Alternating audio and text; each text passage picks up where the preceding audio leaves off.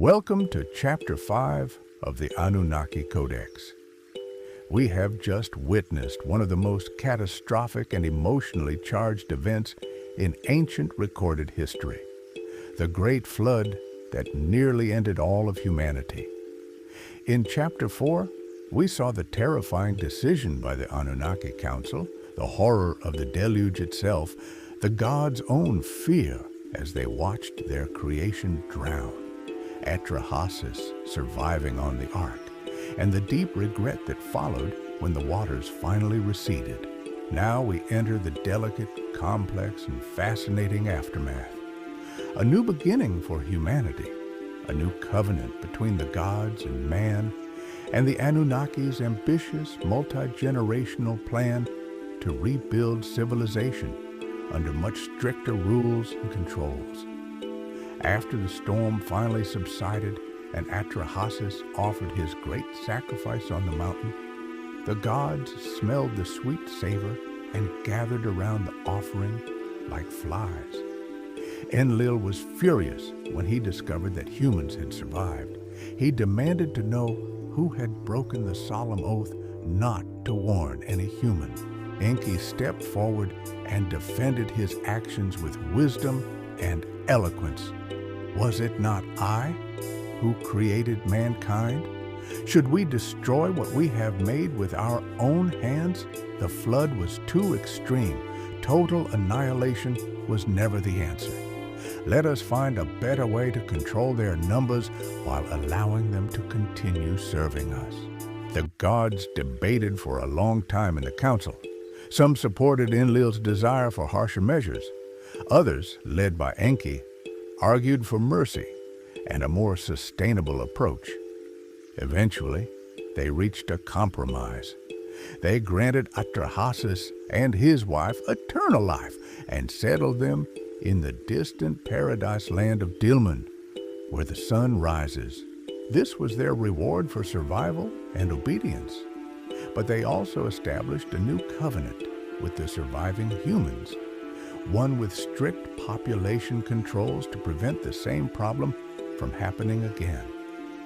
The ancient tablets record that the gods decreed several new limitations, significantly higher rates of infant mortality, more women who would be born barren, classes of women dedicated to lifelong celibacy as priestesses, other natural and cultural limits on human reproduction. This was their new strategy. Not total destruction, but controlled, sustainable growth that would allow humanity to serve the gods without becoming overwhelming again. With the flood over, the Anunnaki began the enormous task of rebuilding the earth. They used the survivors from the ark and new creations to repopulate the land. They taught the remaining humans essential survival and civilization skills. How to farm again, how to rebuild irrigation systems, how to construct cities, how to restore the infrastructure that had been destroyed, and how to organize society under divine rule. The first post-flood cities began to rise. Eridu, Enki's beloved city, was re-established as the first center of civilization. Kingship was lowered from heaven once more. New dynasties were founded under the guidance of the Anunnaki. The gods then divided the territories of the earth among themselves. Enlil took the highlands and mountainous regions. Enki retained control of the fresh waters, marshes, and wisdom traditions. Inanna received the city of Uruk and domains of love, war, and fertility. Other major gods received their own sacred territories and responsibilities. This period marked the true beginning of what we call recorded history. The rise of Sumerian civilization, the Akkadian Empire, and all the great cultures that followed. But the rebuilding was not without problems. The Anunnaki still argued among themselves. Some wanted to give humanity more knowledge and freedom. Others, led by Enlil, wanted to keep humans as obedient workers and limit their power. This tension would continue for thousands of years and shape much of human history.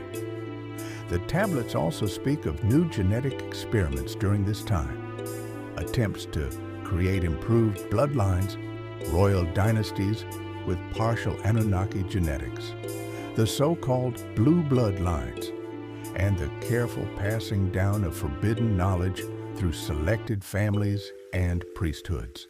In the coming chapters, we will explore how the Anunnaki divided the earth, the rise of the first great cities, the wars between gods and men, the establishment of royal bloodlines, and the long-term genetic and cultural legacy they left behind that still influences our world today. If you're enjoying this series, please subscribe, turn on notifications, and leave a comment below. What do you think happened after the flood?